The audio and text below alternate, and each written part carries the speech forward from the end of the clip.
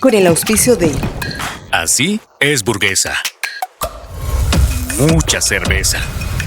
Suave y refrescante. Perfecta para acompañar tus mejores ocasiones. Y combina con todo lo que te gusta. Disfruta Burguesa. Mucha cerveza. ¿Qué pasaba en tu vida hace 13 años? Lo puedo decir con todas las letras porque la justicia lo ha determinado así. Me topé con un delincuente. Oscar Medinaceli es un delincuente. Te graba sin tu consentimiento. Por supuesto, sin mi consentimiento ni conocimiento. El objetivo de él era hacer esto para después sacar plata. Y si yo no quería que salga eso, tenía que pagarle una suma. Y él pudo vender estas imágenes y además las vendió y se publicaron en todas partes. Pierdo mi trabajo en radio, en televisión, los auspiciadores que tenía. Todo es risa y todo es chiste y todo es meme hasta que te toca. Había sufrido un acoso además de semanas, ¿no? Sentí que realmente yo había tenido la culpa de todo eso. Cuando lo viste por primera vez en una audiencia, ¿qué pasó? ¿Qué hace una persona, una mujer, cuando le destruyen su intimidad? Buscan destruirle su reputación y, por supuesto, quitarle toda su paz. Pero no se rinde. ¿Cómo vive 13 años buscando justicia? Y lo consigue. Hoy conocemos la historia de Paola Belmonte. Pao, bienvenida. Gracias, Jimena. De verdad, gracias. Lindo volver a verte porque realmente te veo, creo, después de 13 años. Sí. Sí, sabes que Sí. justo estaba mirando las cosas y yo el 14 de noviembre del 2013 ¿Ves? había escrito en Twitter un mensaje para vos. Y hoy día lo encontré y dije, qué increíble, cómo ha pasado el tiempo. Yo, por supuesto, lo siento que fue ayer, me imagino que para vos fue una tortura. Pero sí, fue el 14 de noviembre del 2013. Sí, imagínate, te das cuenta, son 13 años también que de verdad me reencuentro contigo y qué bueno porque se siente tu calidez. Además, estar contigo y charlar con una de las periodistas más solventes de este momento siempre va a ser agradable. Muchísimas Siempre va a gracias. ser un lujo. ¿Cómo estás? Bien, puedo decir que a Dios gracias, bien pese a todo lo que sucede, Jimena, pese a cómo nos toca a los bolivianos sobrevivir a ciertas coyunturas, a Dios gracias, bien. Eso es importante. Sí. No sé si hasta el día que salen en unos días esta entrevista ya se va a haber solucionado el problema en el país, pero por si acaso está con su cooler con pollo, ha venido y se está llevando, porque la situación que están viviendo es durísima. Eso es lo que le decía yo a Jimena, le decía, mira lo que me estoy llevando es un cooler con pollo, porque, y apenas tu productora me llevó a un supermercado, le pedía el cooler, ¿no? El cooler de Plastoform y le decía, no me ves la cara de paseña, necesito un Plastoform, porque de verdad, nosotros los paseños apenas podemos cruzar nuestra frontera porque estamos secuestrados. Al día de hoy, que son 34 días de bloqueo, estamos soportando un secuestro. Entonces, cuando podemos ver la oportunidad de alimentar a nuestras familias, Jimena, lo hacemos. Tú sabes, tú eres madre, Sí. tú llevas un hogar, entonces es complicado. Realmente Desesperante. son momentos complicados.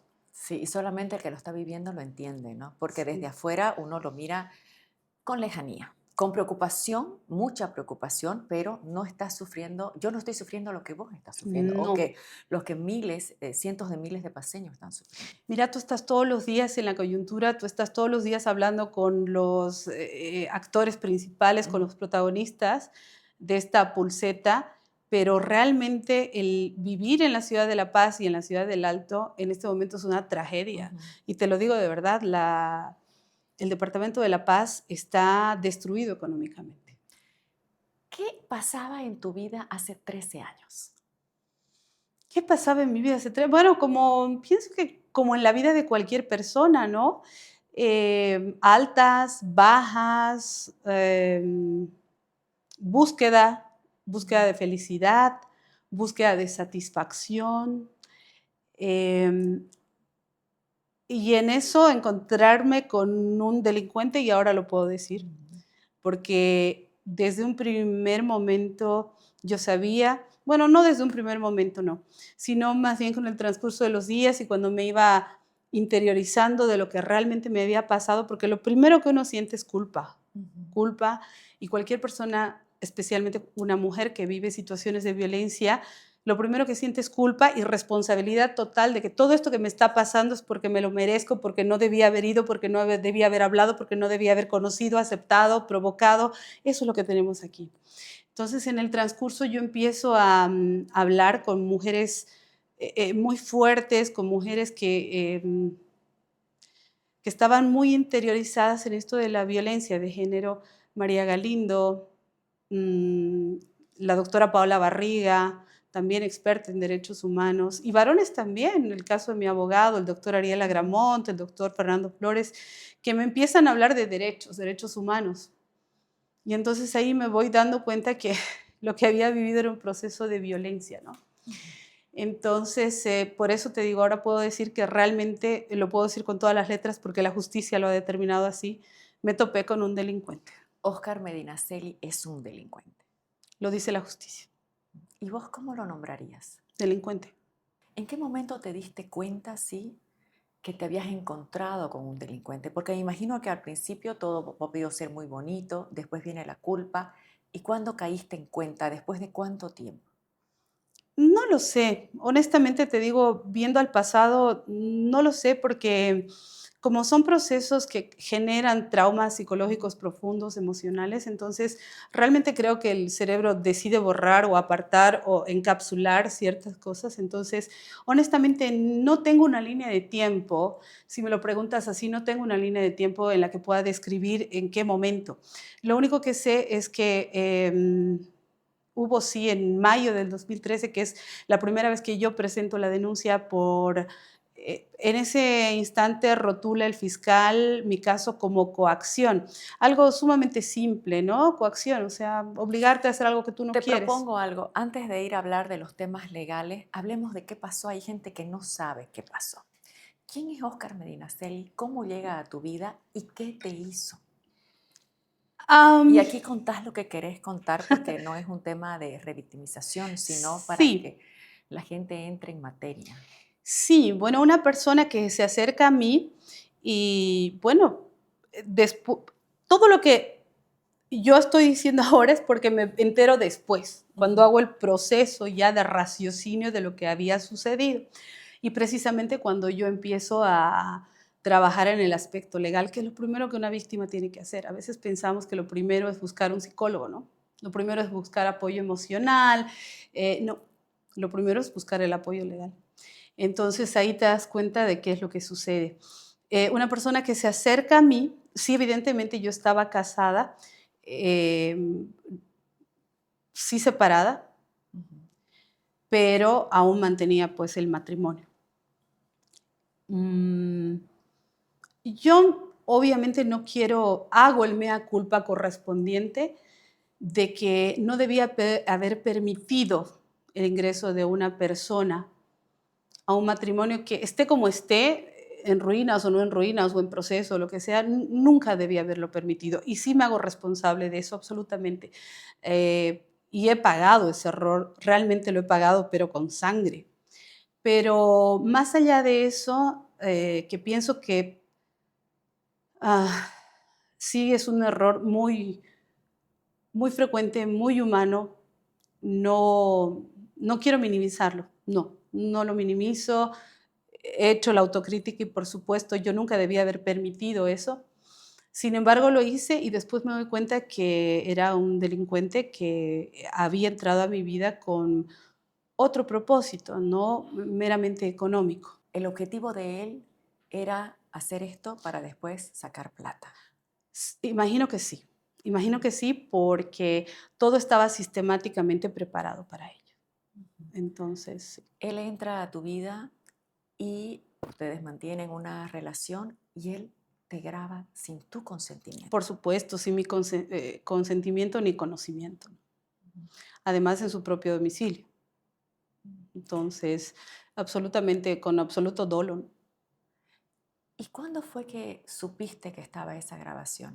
Cuando él se presenta en mi casa, y yo estaba sola con mi hijo, muy temprano en la mañana, antes de las 6 de la mañana, se presenta en mi casa, en la puerta de mi casa, me toca el portero eléctrico y me dice, salí. Después de que yo eh, me había alejado totalmente de él, había cambiado. Te habías separado, habías Claro, intentado había separar. cortado la relación totalmente, había cambiado de número telefónico, había sufrido un acoso además de semanas, ¿no? Porque yo en ese entonces trabajaba en televisión, entonces tenía que hacer el proceso de irme a producir, ir a la peluquería, a la boutique, a retirar las prendas que iba a usar en el programa, y él sistemáticamente me acosaba, ¿no? Ujú. Entonces, ahí me doy cuenta que no era una persona con un comportamiento habitual, digamos, ¿no? Pero precisamente es por eso que me alejo y cambio de número telefónico, no voy a frecuentar más los lugares que frecuentaba y un día aparece a las 6 de la mañana en mi casa cuando yo estaba sola, como te cuento con mi hijo, y me dice, sal, y yo le digo, ¿qué te pasa? ¿Qué estás haciendo aquí? ¿No? ¿Y cómo sabes dónde vivo? Y todo eso. Y me dice, sal o voy a entrar. Entonces, obviamente, yo en protección a mi hijo, Salí. salgo. Salgo y es ahí donde le digo, pero basta, o sea, no, yo ya no quiero más ninguna relación contigo, esto no está bien y no quiero, listo. Ujú. Pero me dice, no, no. Y mira lo que tengo, me muestra el celular y entonces ahí se me cae el mundo porque digo, ¿qué has hecho? ¿Por qué has hecho esto? Y me dice, porque no, tú no me puedes dejar. ¿Sabes qué, Jimena? La verdad es que no recuerdo exactamente, pero la amenaza de él era que si yo lo dejaba iba a publicar eso, que ya lo tenían, que ya tenía el material varias personas y que estaban dispuestas a soltarlo, venderlo. Y si yo no quería que salga eso, tenía que pagarle una suma. Y entonces ahí yo me doy cuenta de todo, ¿no? ¿Qué pasó por tu mente ese momento? Se me cayó el mundo, Mm. se me cayó absolutamente el mundo. Dije, no, sentí que realmente yo había tenido la culpa de todo eso, Mm. sí. Y evidentemente sí, sí, fue responsabilidad mía el haber permitido el ingreso de esa persona a mi vida como no debería ser. Sin embargo, si yo, independientemente de mi estado civil y de todo ello, eh, la intención de él era otra, otra. O sea, vos no permitiste, o sea, no hiciste esa afirmación con consentimiento. No, no, ni siquiera Entonces, conocía claro, que, entonces no sabías. no, Entonces él abusó de tu confianza. claro. Él cometió abuso. Ujú. No sé cómo, o sea, no sé legalmente cuál es la tipificación, pero es una violación a la intimidad. Por supuesto, por supuesto.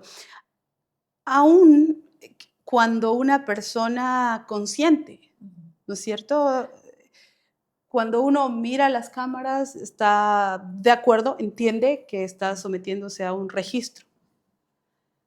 Pero yo no tenía la menor idea. Y aquí hay No lo algo hubiera que, consentido. y aquí hay algo que yo quiero que se quede también claro. En la sexualidad, la persona tiene derecho, si le gusta filmarse o tomarse Por fotos, es supuesto, parte de su intimidad, claro, es parte de los derechos de sexuales. cada persona. Si Sí, quiere, aquí no juzgamos eso, porque lo que no se puede hacer es publicar sin consentimiento, mostrar, pasar las imágenes. claro, Lo que hagas en tu vida privada es tu vida privada, es tu intimidad, ¿no es correcto. cierto? Todo lo demás ya es violar a la persona. Sí, por supuesto. Y ahí, ¿qué fue lo primero que hiciste? ¿Buscaste a quién? ¿Quién te dio auxilio o quién te negó auxilio también? Martín, mi ex esposo, sí, porque a él también fue, lo amenazó, le pidió dinero. Ya Am, habían vuelto. no, pero él seguía siendo mi esposo, ¿no? Ujú. Entonces, me dice, mira, ha sucedido esto y yo no te puedo dejar, ¿no? Entonces yo te voy a proteger, porque entiendo que es una situación extremadamente vulnerable y está en riesgo también la seguridad de mi hijo, de nuestro hijo.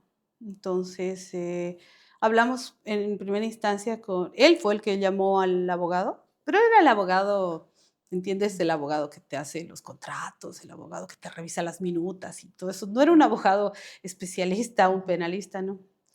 Y el abogado nos dice, hay que hacer una denuncia. Hacemos la denuncia en la FELCB. La ley 348 se había empezado a aplicar un año antes, en 2012. Entonces, los operadores de justicia no tenían todavía ni siquiera una idea concreta de cómo aplicarla ni cómo manejarla. Entonces, el fiscal abre la querella y la denuncia por coacción. Porque incluso en ese momento no veían el delito y sí, ¿cuál es el delito?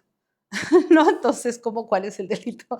A ver, y había que los abogados tenían que encontrar la forma que el fiscal, yo recuerdo que la capitana en ese entonces era capitana, ahora ya es teniente coronel o coronel, porque la volví a encontrar en todo el proceso penal, imagínate, de 13 años, la misma gente, obviamente, subió, ¿no?, de rango, Claro.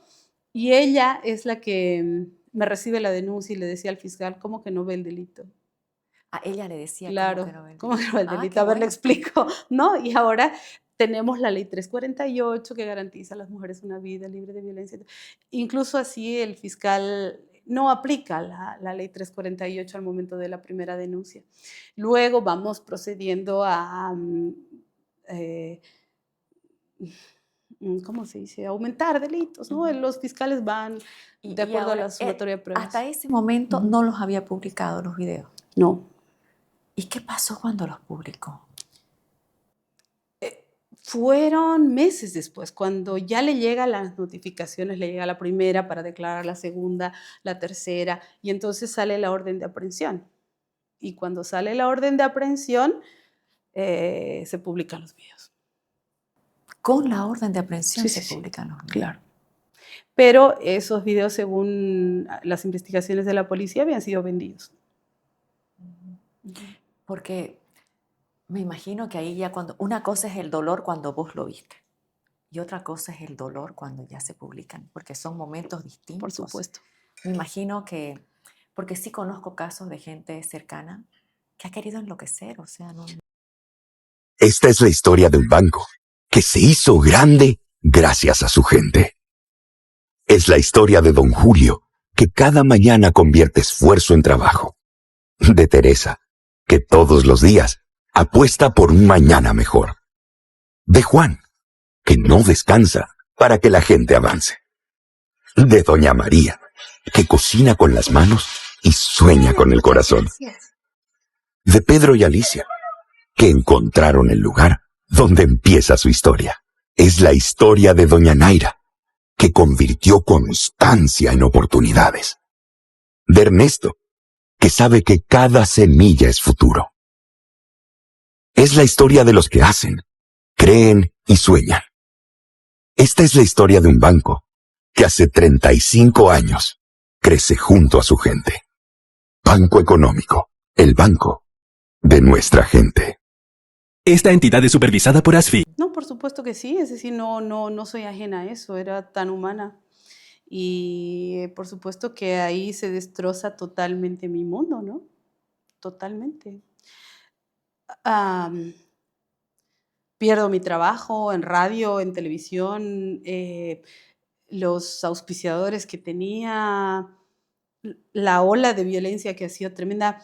Mira, Jimena, yo salía de casa, bueno, yo no quería salir de casa, yo tenía terror porque a mí me gritaban de los autos, me insultaban.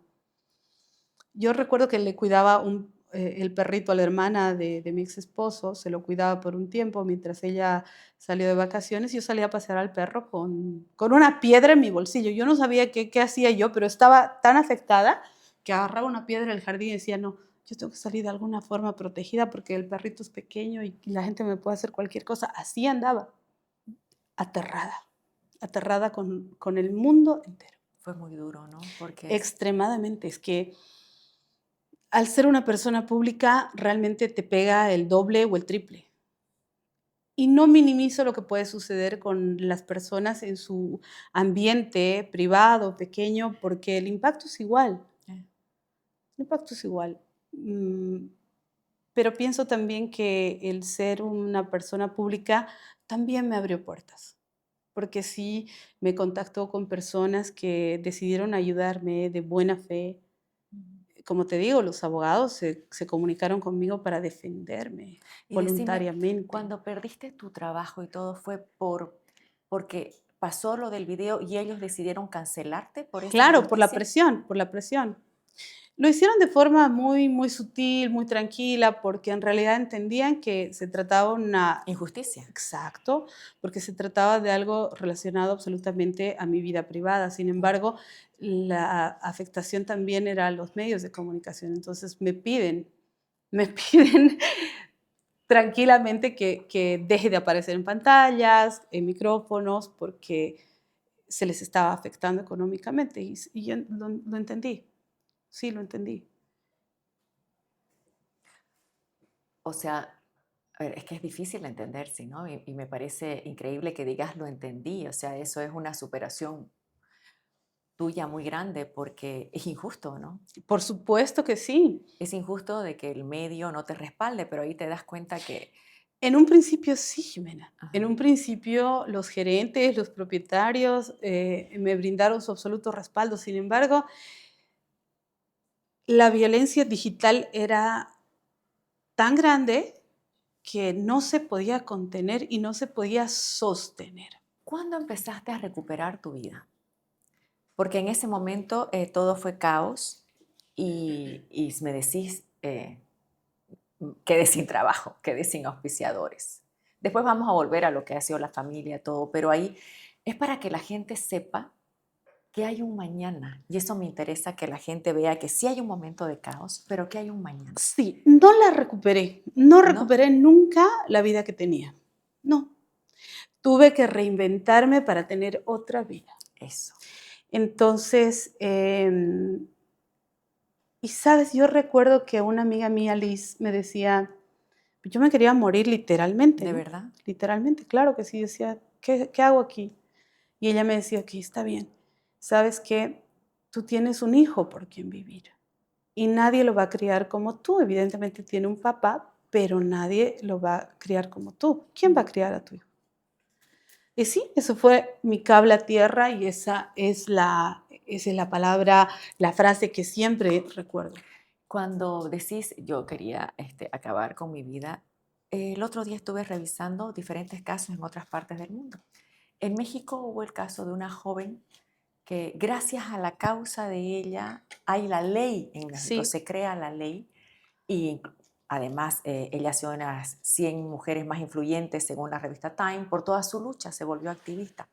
Pero ella cuenta que 3 veces intentó quitarse la vida, pero porque es así de es que duro. es durísimo, es que es durísimo. Lo que pasa es que la gente piensa que, yo no sé el caso de ella si era una persona pública o No, no era no. una persona pública, ella vivía en un pueblo muy chiquito donde todos se conocían. En el caso de una persona pública, la gente piensa que como es un nombre conocido, un rostro conocido, tiene todo el derecho de opinar, de Sí. lapidar, cree saber todo y en Son más realidad, duros en realidad, ¿no? exacto, ¿no? Cree que tiene todo el derecho de opinar y en realidad no se da cuenta que el chisme que recorre sus grupos de WhatsApp, ahora sabes, no había grupos de WhatsApp, pero la oficina, el transporte público, lo que tú quieras, es el momento más caótico de la vida de una persona, el momento más duro de la vida de esa persona. Lo que para una persona es un chisme muy sabroso, para la otra persona es el momento más oscuro que puede determinar si vive o si muere. Ujú, Pero para mí el cable a tierra fue mi hijo. Entonces yo dije, ok, voy a seguir, ujú. voy a seguir. Pero además seguí agarrada a confiar en la justicia, porque desde el primer momento dije, no voy a permitir que esto se quede en la impunidad. Y lo conseguí, que no quede el delito impune, pese a que la gente vea el pecado. No quiere ver el delito. Entonces, no importa, el trabajo tiene que ser hecho así, persona a persona, cambiando la mentalidad uno a uno, de que se vea el delito. Porque yo recuerdo que el 2013 me decía, mi abogado decía, tristemente esto va a ser más frecuente, va a ser más grande conforme corran los años, y así fue. Y así fue, el crecimiento de las redes sociales es exponencial y el daño es mucho más grande. Entonces, han pasado los años y en las incontables entrevistas que he tenido con personas, activistas que trabajan en esto de la violencia digital y la violencia de género, he escuchado casos en los que los agresores, el agresor más joven del que he escuchado, Jimena, ¿cuántos años crees tú? El agresor más joven, que compartía y no encontraba problema o no sabía que estaba haciendo nada malo distribuyendo fotos de sus compañeros. Conozco casos de 13 años, pero no sé. 10 años. 10 años. 10 años. Entonces, eso es lo que me dicen activistas, ¿no? El agresor más joven que hemos tenido de 10 años, que hacía, utilizando ahora la inteligencia artificial, las ponía a sus compañeritas de curso desnudas. Pero 10 años. ¿Cómo es tan importante? Y aquí me quiero ir al tema de la familia. Me decís que Martín, tu ex esposo, fue algo importantísimo, Sí. pilar fundamental para este proceso. ¿Y tu familia, tu mamá, tu papá? Sí, mi mamá. Bueno, yo me he criado solo con mi mamá. ¿Ya? Mi mamá, por supuesto que siempre estuvo ahí. Sí, mi mamá, la familia, sí, pero mi familia es muy pequeña, ¿no? Siempre estuvo ahí. Pero yo me centré en el núcleo pequeñito. En ese núcleo pequeñito de mi ex esposo, mi madre y mi pequeñito, que en esa época tenía 6 años. Sí, porque es muy importante, ¿no? El núcleo, Sí. quiénes te van a levantar, porque al final Sí. son ellos los que te van a Ujú. levantar. Y también es a ellos a los que te debes, pues, ¿no? A nadie más, Sí, ¿no? por supuesto. Por supuesto que sí. Lo que más importa en estos casos es la mamá, el hijo, el esposo, la familia Exacto. directa. La gente que te conoce, te quiere y los amigos. Y que tu núcleo cercano sepa que es un delito. Exacto. Porque si yo no lo entendía, imagínate, si yo misma no lo entendía, que lo estaba sufriendo, no lo entendía, había que hacer que los demás lo entiendan. Y yo tenía que hablar. Y hablé desde el primer momento. ¿Tu mamá entendió rápido que No sé, no sé, la verdad no sé, Jimena. Para mí pasaban las cosas como en un torbellino. Yo estaba en un torbellino, literalmente. Entonces, no sé, mi mamá sí tuvo que, es una mujer sumamente fuerte y tuvo que entenderlo conforme pasaba el tiempo, conforme pasaban las cosas, conforme pasaban los años. Yo incluso no la quería llevar a mi mamá, le pedía que no vaya a las audiencias, pero mi mamá sí iba. Sí iba con los carteles y con todo. Y fue importante también porque mujeres que yo no conocía se sumaron tanto a mi causa y me lo decían, ¿no? Este es un caso emblemático del que todas necesitamos aprender y todos también. Entonces se sumaban y estaban ahí en las audiencias y me imagino que mi mamá también tuvo retroalimentación ahí, ¿no? De entender lo que estaba pasando. Y es ahí donde yo empiezo a conocer los derechos que tenemos las mujeres, que son derechos humanos, porque los derechos de las mujeres son derechos humanos. Tristemente hay gente que no lo quiere ver así. el otro día la entrevisté a Esther? Esther es una, lo digo con nombre, por supuesto, porque ella se ha mostrado con su nombre y todo, es una de las supuestas víctimas del pastor Marco Núñez del Arco. Y ella decía, yo recién supe que esto era un delito hace algunos meses. Yo siempre viví con la culpa. Yo me sentí culpable. Yo creía que yo lo había provocado. ¿Cuándo te diste cuenta que no era tu culpa? Cuando hablé con María Galindo, cuando hablé con la doctora Paola Barriga, cuando hablé con mi abogado. ¿Eso fue al cuánto, en qué tiempo? Ese mismo año, En noviembre, cuando salieron publicados los videos. Pero ya había pasado tiempo. Sí, había pasado Habían tiempo. pasado meses. pero Que uno lo ve ahorita y como que, bueno, pasaron 3 meses o 6 meses. No. Fue un tormento. Fue un tormento, por supuesto. Claro que no se manejó bien desde el principio, pero es que quizás si se hubiera manejado bien desde un principio, la historia hubiera sido otra, pero no fue así. Entonces, cuando sale publicado este video, yo lo primero que hago es ir a Mujeres Creando, de verdad. De verdad, lo primero que hice fue buscar a María. Y María me acogió y me empezó a hablar. Y me dijo, a ver, lo que pasa es que es esto. Y entonces empiezo a abrir los ojos y digo, tienes razón. Y me empiezan a hablar de derechos humanos, derechos sexuales y reproductivos. Y tú dices, ¿verdad? Y tú comienzas a ver el delito. Y entiendo a la gente que hasta ahora está con la venda en los ojos y sigue juzgando lo que no debería y en realidad no juzga al delincuente. Lo entiendo. ¿Qué sentís cuando hay...? Sí, uno dice, lo entiendo, pero ¿qué sentís? ¿Te da rabia ver que hay gente que juzga el hecho con esta hipocresía? Sí, por supuesto. Y no al delincuente. Me da pena porque sé que esas personas van a seguir reproduciendo violencia. Y el problema es que no lo entiendes hasta que te pasa, hasta que le pasa a una mujer de tu familia o a ti mismo, porque hay hombres que les pasa lo mismo.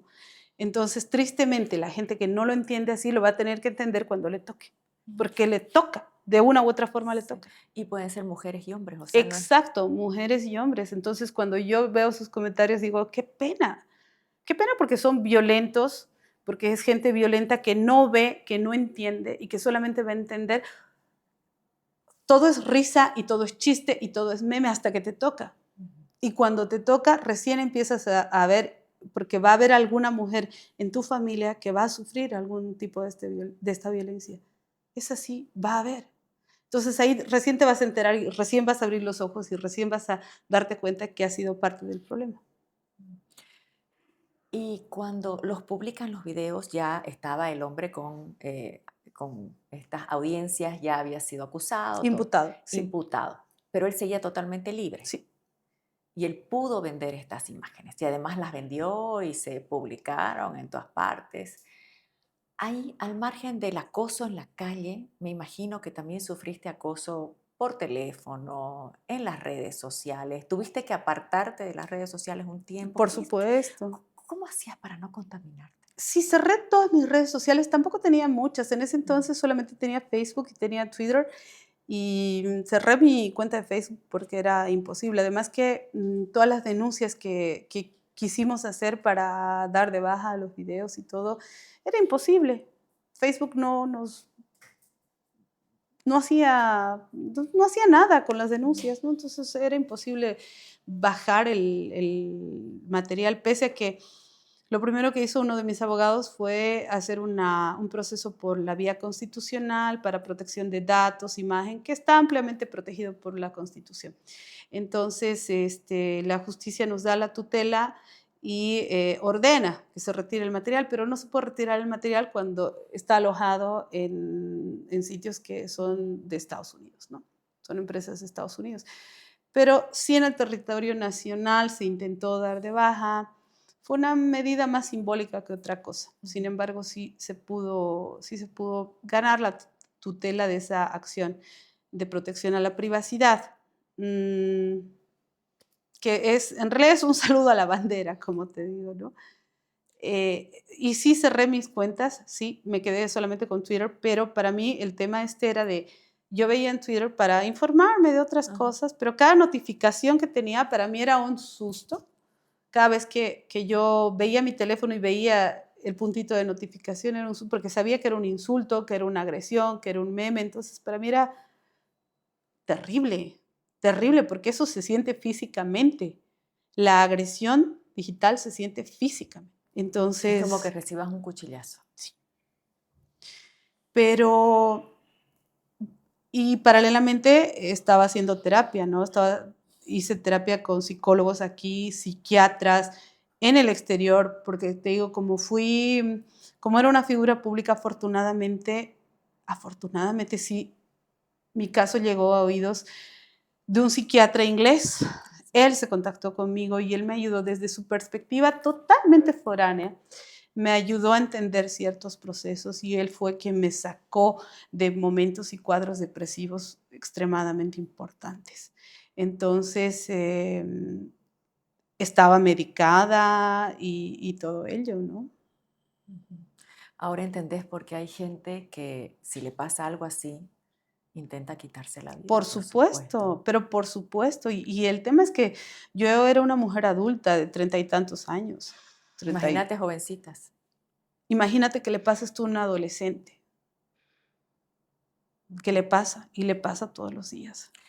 ¿Tu hijito cuántos años tenía en esa época? 6.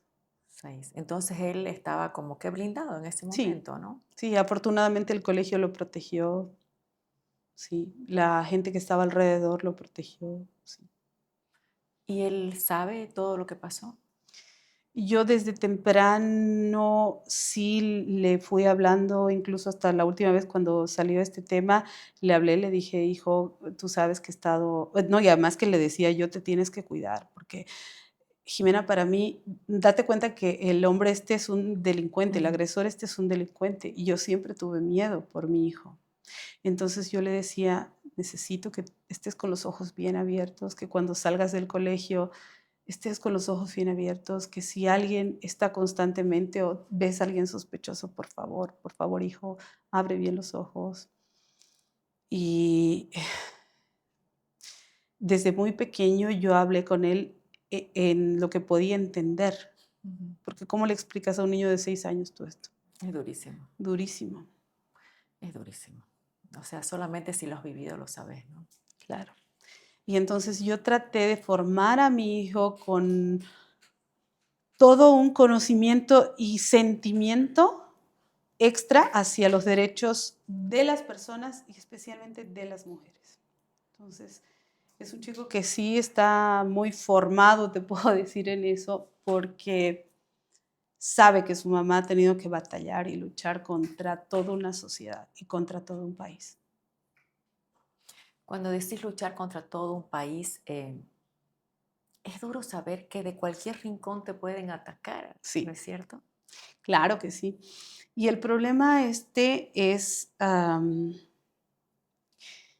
este es un problema de derechos y te voy a decir, yo sigo aprendiendo porque todavía sigo descubriendo que hay cosas que todavía no me entero, ¿no? Y que me han pasado.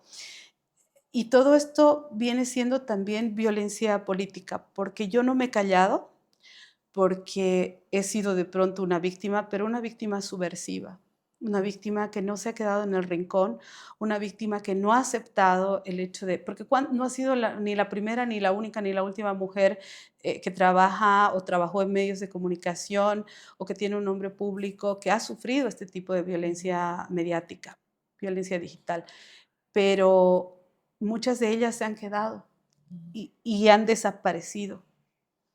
Y yo no, yo he decidido que sacar la cabeza. ¿Qué te dio fuerza para sacar la cabeza?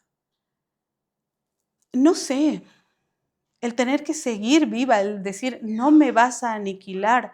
¿Sabes qué me molestaba tanto que alguna vez alguien me dijo, que era parte del canal donde yo trabajaba? Lo que pasa, Paola, me dijo, es que tú sufres tanto porque tú quieres seguir haciendo lo que tú hacías y ya no. ¿Sabes? Perdete, perdete. De aquí a unos años apareces como empresaria, haz otra cosa. Y yo decía, ¿por qué? ¿Y por qué yo tengo que renunciar a hacer lo que me gusta? Y además porque, ya te digo, mi abogado, el doctor Agramont, me decía, no, no, es que la vergüenza tiene que estar del otro lado. ¿Por qué te tienen que obligar a ti a que te vayas del país? Porque eso es lo que la gente quiere, que te vayas, que ya no existas aquí, que se vaya el delincuente. ¿Tú qué has hecho? Es esto que decís del delincuente y quién tiene que tener la vergüenza. El año pasado hubo un caso en Francia que ha sido famosísimo, ¿no? Claro, El caso de la señora Pericot. sí, Y ella decidió, porque normalmente las víctimas quieren tapar su rostro para que no tener problemas con la familia. Ella dijo, no, la vergüenza no la tengo que tener yo. Yo salgo con mi cara, con mis hijos, y el que tiene que tener la vergüenza es el él, abusador. por Él en este caso era supuesto, su esposo. por supuesto. Entonces, a mí me molestó tanto eso cuando me dijo, lo que pasa es que tú quieres seguir haciendo lo mismo, porque yo no voy a seguir haciendo lo mismo. ¿Yo he delinquido? No. Si quieren ver una falta moral, ok. Pero eso no quiere decir que a mí me pongan en un rincón y me pongan en mi cajón, en mi esquina. No lo voy a permitir. Y No que tire la quiero. primera piedra el que no ha pecado. No, es que no quería, Jimena, yo no quería. ¿Por qué tenía que callarme? ¿Por qué tenía que ocultarme? ¿Por qué tenía que renunciar a todo lo que yo había trabajado? Porque a mí nadie me regaló nada. Nadie me lo regaló. Lo trabajé yo. Entonces dije, no voy a permitir. Yo quiero seguir haciendo medios de comunicación, yo me quiero seguir ganando la vida por mi talento, yo soy actriz, soy bailarina, quiero seguir haciendo lo que siempre he hecho. He estudiado comunicación, entonces quiero hacer lo que hago. No quiero dejar, no me voy a dejar matar. Y entonces esa es una posición política de defensa de mis derechos. Y eso es lo que no le gusta a mucha gente. Le incomoda que yo esté acá contigo ahora y que no me haya muerto. Le incomoda que yo no haya desaparecido en el anonimato y que me haya dedicado a tener una cafetería, a vender algún tipo de productos. No está mal, está fantástico, pero ¿por qué no seguir ganándome la vida con lo que yo había estudiado? ¿Por qué no? Y con lo que querías y te gustaba. ¿Por qué renunciar yo si yo era la víctima? Ella estuvo en cada paso de tu vida, construyendo un hogar, cuidando de su familia y dando siempre lo mejor de sí. Pero había un sueño que quedó en pausa: estudiar y crecer profesionalmente. Hoy tú puedes darle el regalo más valioso, la oportunidad de cumplir ese sueño. En Udabol, le brindamos la oportunidad de estudiar con carreras semipresenciales diseñadas para adaptarse a su ritmo de vida. Este Día de la Madre, regálale la oportunidad de construir su futuro. Ahora, cuando lo viste por primera vez en una audiencia, ¿qué pasó? Temblé,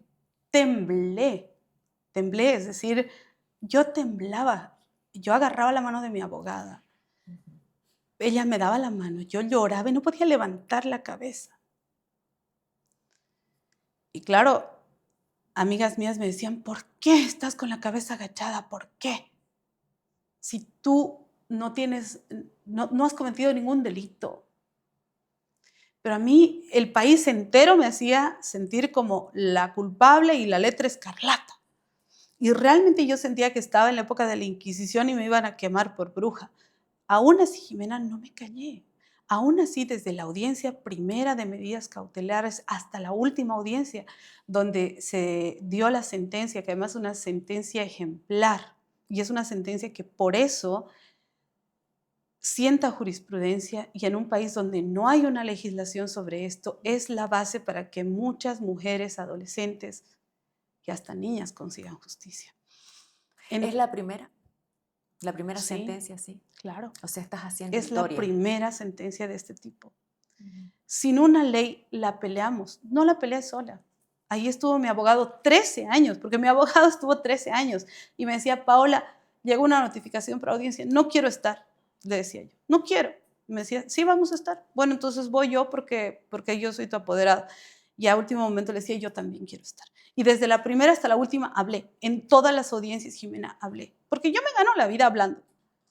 Y entonces yo decía, yo no me voy a callar. A mí lo que me quieren es callar y no lo voy a hacer. Y hablé. ¿Por qué tardó tanto? 13 años. Por la retardación de justicia. Porque los casos se archivan y si tú no los mueves, se archivan y a Dios gracias, con todo el remesón que hubo en el sistema judicial a raíz de este hombre que debía haber estado en la cárcel, sin embargo estaba libre y tenía enterradas a mujeres en el patio de la casa de su madre. Y si no lo investigaban mujeres activistas, y si no hacían todo este terremoto en el sistema judicial, no se reactivaban. Se reactivaron todos los juicios que tenían que ver con violencia hacia la mujer y el mío también. Y ahí cayó en otro juzgado, en un juzgado con un juez totalmente idóneo, totalmente probo, que juzgó con perspectiva de género, hizo esta sentencia ejemplar, que para él tampoco fue fácil, ¿no? Seguro que porque sí. realmente es jugarse el todo por el todo y afortunadamente en todas las etapas y en todas las apelaciones hasta casación en Sucre, la sentencia fue respaldada por vocales, magistrados. ¿Él está en San Pedro? Sí, cosa que tampoco es fácil. No es fácil. No es fácil y yo soy una firme creyente en Dios y agradecida con Dios porque Él dispuso todas las cosas en el momento y en el lugar que debía ser. Y él fue trasladado al penal de San Pedro de forma oportuna, Mm. puntual. Yo no tuve que hacer absolutamente nada, las cosas se dieron porque se dieron. Y sí, él está ahí. Sin embargo, yo tengo mucho miedo porque la sentencia es por 10 años, ya han pasado 13. Y él, seguramente su defensa es lo que me anticipaba mi abogado, lo que va a buscar es un extramuro por el tiempo que, ¿Qué ya pasó? que pasó, que ha estado con detención domiciliaria y todo eso, ¿no? Entonces, para mí es difícil porque estamos hablando de una persona que ha cometido un delito, al menos conmigo, entonces, que puede ser capaz de cometer otros, ¿no? Pero además sería una muy mala muestra de la justicia que lo liberen a él, que no esté, digamos, tanto tiempo, este tiempo en la cárcel. ¿Por qué? Porque quedaría como ejemplo, porque a las víctimas les cuesta tanto denunciar. Imagínate vos 13 años. Y vos tenés una posición, si bien no sos millonaria, no sos rica, pero sí tenés una posición más privilegiada. Por supuesto Imagínate que sí. las que no tienen ese acceso, ¿no? Entonces tienen que peregrinar y que vean ellas que va un hombre a la cárcel después de haber violentado así a una mujer y que esté en la cárcel unos meses y después se ríe. Eso sería un muy mal precedente en la justicia boliviana y lo decimos aquí de frente. Si de verdad quieren cambiar a la justicia y mostrar que hay un cambio en la justicia, no permitan que personas como él salgan de la cárcel, porque si no, ahí sentarían un mal precedente y un muy mal ejemplo para todas las mujeres o también hombres, porque también hay hombres víctimas de abusos y de violencia que no se animan a denunciar. Por supuesto. Y es que la gente no se anima a denunciar y te lo digo, Jimena, todos los días. En estos 13 años yo todos los días he recibido a través de las redes sociales uno y otro caso, uno y otro mensaje de mamás cuyas hijas han sufrido esto, mujeres de todos los estratos sociales, de todas las profesiones, estudiantes y que me dicen, ¿qué hago? ¿Cómo hago? Todas ellas me dicen, ¿cómo se supera?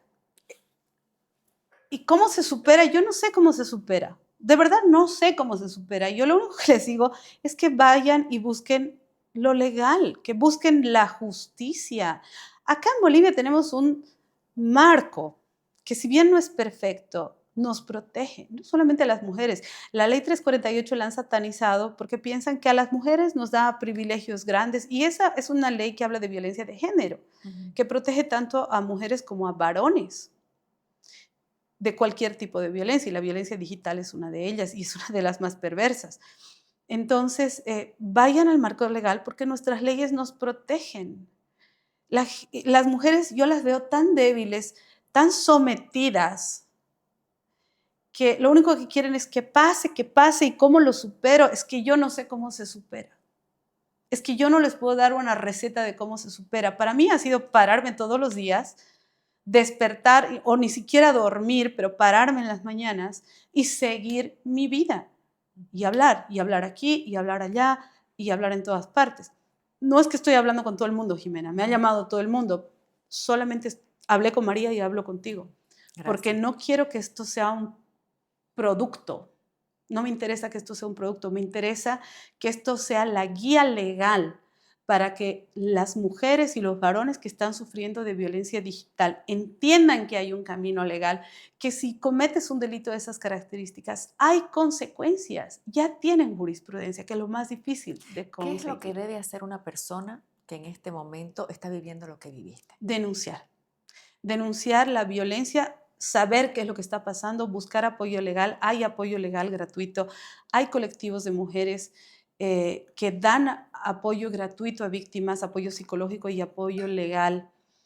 Yo te puedo hablar de La Paz, pero estoy segura que también en Santa Cruz, en Cochabamba, en Sucre, en Potosí, seguramente que hay, solamente hay que buscar dentro de la comunidad. sí hay personas que te dan el apoyo gratuito, porque lo que tú dices es cierto. Lo económico es determinante a la hora de buscar justicia. Sin embargo, sí hay apoyo legal gratuito y hay un marco que nos permite buscar que no se quede impune un delito. Y mamás, eso es lo que tienen que buscar. Si tu hija, si tu hijo ha sido víctima de esto, de violencia digital, es víctima de violencia digital o de violencia de género, tienes que buscar. Porque hay personas, hay mujeres, hay varones, hay miembros de la población LGBTI, hay personas que todos los días sufren este tipo de acoso digital, pero sí tenemos un marco legal. Y ahora también está esta sentencia que por la vía penal hemos logrado poner a una persona donde debe estar, que no se haga costumbre utilizar a la mujer como mercancía o a la persona como mercancía. ¿Sentías que eras un producto? Absolutamente una mercancía. Ahí estaba yo en compra y venta y en distribución. Y a nadie le gusta eso. A nadie le gusta ser un producto, una mercancía, ¿no? Somos seres humanos y como tal necesitamos ser vistos y respetados. Entonces, como te digo, el abusivo es abusivo, el débil es o más bien dicho, el fuerte es fuerte hasta que el débil lo permite. Muchos pueden decir, no, pero es que vos sos fuerte, Paula. No, no. Me he convertido en una persona fuerte a la fuerza, inevitablemente. Pero eso no quiere decir que yo agradezca lo que me ha pasado porque ahora soy fuerte y ese no es el mensaje que quiero mandar tampoco. El decir, ay, qué bien, mira ahora qué fuerte eres porque todas estas cosas te van a servir para hacerte más fuerte. No, porque eso es negar todo el proceso violento que hemos vivido y todo el trauma que hemos vivido las víctimas. No, no merecemos, ninguna mujer, ninguna persona merece ser expuesta al escarnio público por algo que concierne solamente a su vida privada. Entonces me he vuelto fuerte, pero no merecía, no lo merecía. No, por supuesto que no. Por supuesto, y es importantísimo darse cuenta que no lo merecías, ¿no? Y ahí está el proceso de sacar de adentro el sentirse culpable, el apartar la culpa. Claro, porque responsabilidad sí, y eso no lo niego. Responsabilidad, claro que he tenido. Decisiones que yo he tomado conscientemente, seguro que sí, pero que las he pagado en exceso. Porque la responsabilidad que uno pueda tener por un proceso personal íntimo de su vida privada la tiene que cargar solamente uno y su entorno íntimo. Y yo lo he cargado 4, 5, 10 veces más, ¿no es cierto? Pero lo demás no. ¿Él alguna vez intentó pedirte disculpas? Jamás. ¿Lo disculparías? No, no. No, porque todo esto, a mí nadie me devuelve todo lo sufrido, todo lo perdido, todo lo llorado, todo el dolor psicológico, emocional y físico que he tenido. No me lo devuelve nadie. Todo lo que he perdido, no me lo devuelve nadie. No me lo va a devolver porque un hombre esté en la cárcel, no. Pero no se lo disculpo porque él sabía plenamente lo que hacía y sabía por qué lo hacía. Y lo hacía con la clara intención de destruirme, de destruir mi vida. ¿Por qué tengo que disculpar una cosa tan violenta, Jimena? No. No. Como dicen, premeditación y alevosía, ¿no? Así fue, porque fue premeditado. Te grabó sin tu consentimiento y el momento que quisiste apartarte de él vino a pedirte plata. Sí. Sí. Y lo hizo, me destruyó. Y me tuve que construir de nuevo, por eso te digo, nunca más tuve la vida que tenía. Qué importante es la resiliencia, ¿no? El que Sí. te has podido construir de nuevo. Sos una persona diferente, por Totalmente supuesto, diferente. pero sí pudiste encontrar un camino.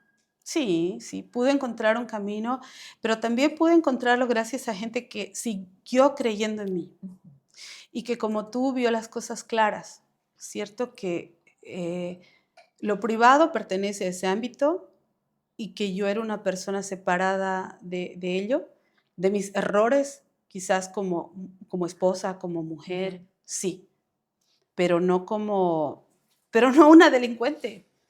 Además que el que vos seas una persona pública no quiere decir que tu vida privada es pública. Correcto, Vos tenés tu intimidad y tu derecho a la intimidad, ¿no? por supuesto, como todos.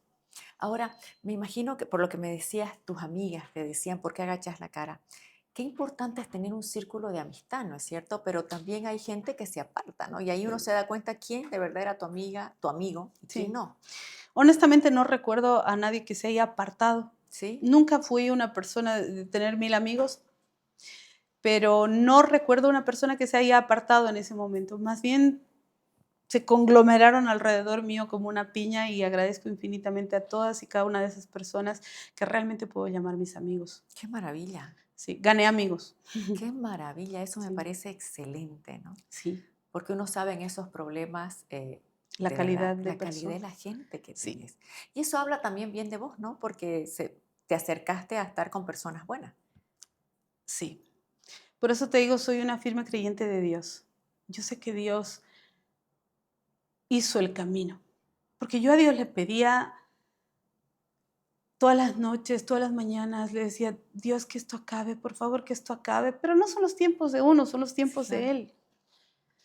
Y cuando pasaron 10 años, Dios empezó a ordenar las cosas.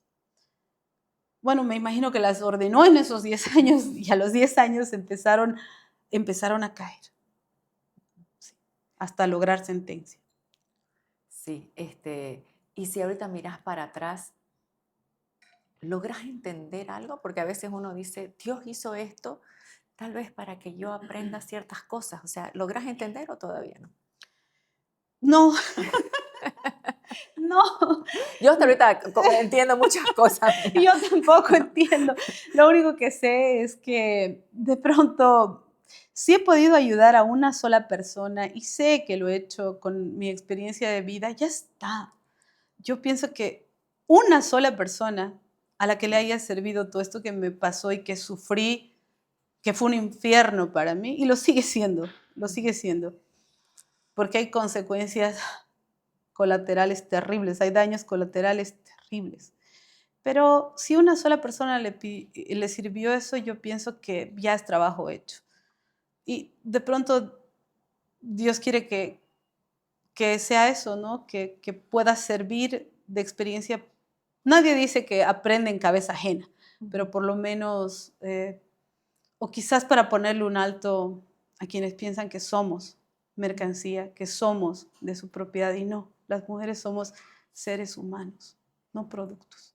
Cuando dijiste de lo de San Pedro, ¿te sentiste feliz con la No, gente? ¿No? no. ¿Por qué no te sentiste feliz? Explícame. ¿Cómo? Yo lo que quería era la sentencia. Ya. Yo no quería ver a ese hombre en un penal, no. Es más, el momento que me dijo el juez, que nos dijo con el abogado, ejecutamos el mandamiento de condena, y yo dije, no sé. Mi abogado me miró y me dijo, ¿cómo no sé? ¿Cómo no sé, Paola? Ok, sí. Sí, porque ya había llegado hasta ahí y no fui solo yo la que se había jugado el pellejo, sino fueron muchas personas. Y por respeto a todos esos años en los que muchas personas se la jugaron por mí, dije sí. Y además, de pronto sí, Jimena, para frenarle el coche a otras personas que piensan que hay impunidad, para que por lo menos pienses 2 veces antes de destruirle la vida a otra mujer, a una mujer que dijiste querer en algún momento, para que lo pienses 2 veces. Esta es la pregunta burguesa.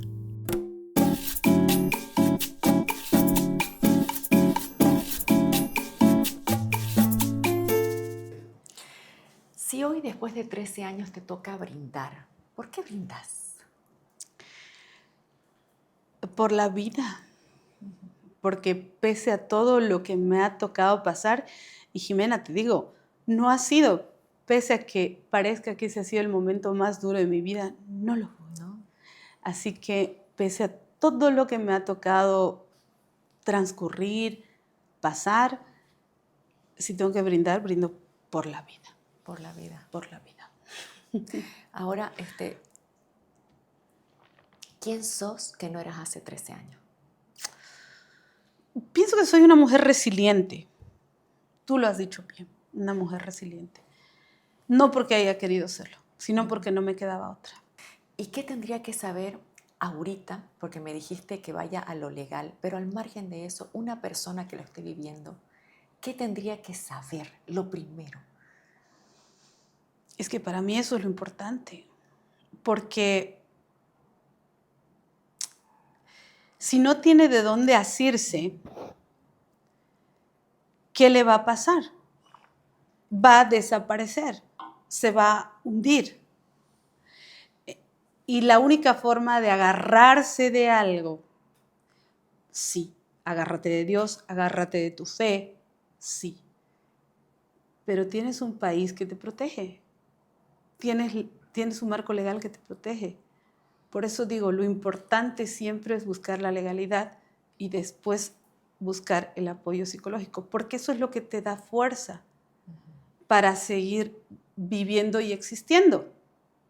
Porque por más psicólogo, no quiero desmerecer el trabajo de los psicólogos, psiquiatras, todo el apoyo emocional que se pueda dar, pero por más que hagas una terapia o estés con medicación, si tú no entiendes lo que te está pasando, si no te entiendes el proceso que está sucediendo, que tú eres la víctima y por qué, eso que tú dices, la mochila de la culpa siempre va a estar y eso te va a aplastar. Pero lograste que no te aplaste al final después de 13 años. Otra cosa que es Claro. importante que la gente sepa que se va a caer en el proceso de la justicia, que tuviste subidas y bajadas y momentos que dijiste, no quiero ir a ninguna audiencia. Sí. Pero es importante la gente que te rodea, ¿no? Sí, es importante la gente que te rodea, es importante no desfallecer. Es importante buscar un objetivo. Yo el único objetivo que buscaba era, yo no quería que nadie más pase lo que yo estaba pasando. Sé que es imposible, sé que esto va a seguir pasando, sé que esto es recurrente, sé que esto es más grande, sé que la violencia tristemente no va a parar. Pero no vamos a tener un marco legal pronto. Ojalá tuviéramos esa ley Olimpia, Sí, la de México. la de México. Pero te das cuenta que no va a pasar, que siempre hay cosas más urgentes en el país que solucionar, que ni siquiera se solucionan. No vamos a tener una ley, pero hay otras que sí nos amparan. Entonces, no quedarse en la víctima, porque uno entiende que fue la víctima, uno entiende que no fue su culpa, sí tomar responsabilidad, como te digo, yo no, ni me santifico ni mucho menos. Sí soy una mujer llena de errores y cometí horrores, no errores, cometí horrores que sí, yo misma generé ciertas cosas, pero no un delito. Eso no justifica que cometan contra mí un delito. Entonces, no te quedes en la víctima, no te puedes quedar en la víctima. Tienes que ser esa víctima subversiva, la que se para, la que habla, porque todo es lindo con la víctima, con pobrecita, sí, cuando está como un perrito en un rincón, cuando empieza a ladrar y alzar la voz, ya no es lindo, ya no. ¿Por Pero qué no grita? importa. ¿Que por qué habla? Que Otra vez te das cuenta, otra vez la sumisión, y por eso es la posición política que adopta una mujer al decir no me voy a callar porque no quiero que me quiten los derechos. Los derechos humanos son en todas partes, en todo momento, y nadie te los puede quitar. Cuando alguien te dice, no, ahí calladita te ves más bonita, te está privando de tus derechos. lograste sí recuperar el núcleo porque sí tuviste problemas con tu familia, pero ahora ya todo está cohesionado nuevamente. Sí, hace mucho tiempo. En todo caso, eso dejó de ser un problema familiar el mismo año, Qué belleza. claro. Ujú.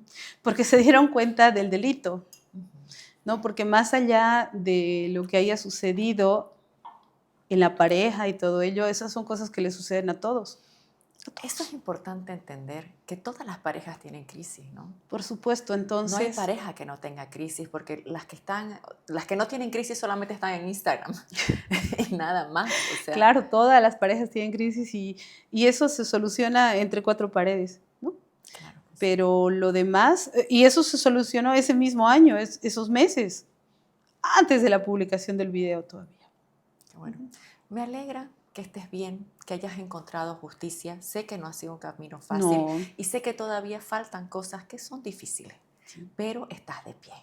Y sos un ejemplo y de verdad te felicito, te agradezco por haber venido a Gracias. cara a cara, porque sí yo quería hacerle esta entrevista para que las mujeres y los hombres que sufren de violencia digital sepan que el camino es duro, es difícil, Pero que se puede. Ahora ya se puede, porque ahora yo no sola, fue todo un grupo humano, un grupo de gente que te digo se arriesgó en distintos momentos del camino. Dice sus nombres, por favor. El doctor Yampara, que fue el juez que hizo una sentencia ejemplar, ejemplar. Brindo por ese juez. Eso. Exactamente. El doctor Ariel Agramont, que es un hombre totalmente conocedor del derecho, defensor de los derechos humanos, y si no fuera por ti, Ariel, tú sabes que no estaría aquí. El doctor Fernando Flores, que es un doctor, que es un abogado que realmente fue él, como te digo, el que yo le decía, ya no quiero, y él me decía, sí, vamos a ir. Bueno, voy a ir yo. Yo voy a ir. 13 años acompañándome, año a año en cada audiencia, Jimena. Qué maravilla. Entonces, es gente que definitivamente me ha enseñado que soy un ser humano, porque ese momento yo me sentía un desecho, me sentía la peor cosa del mundo, pero ellos me enseñaron a que soy un ser humano con derechos, y eso es lo que yo necesito transmitir. Por eso estoy aquí, por eso te agradezco tanto, porque sé que tu espacio realmente, sé que lo van a ver miles de mujeres, de varones. Sé cómo lo orientas, sé cómo lo llevas. Entonces, yo te agradezco la plataforma para decirle a la gente, hay forma de recuperar tu vida, no la vida que tenías antes, de ser de pronto otra mujer, otro hombre, otra persona. Pero no te mueras en el camino, que eso es lo que quiere el agresor y no hay que permitirlo. Me encanta.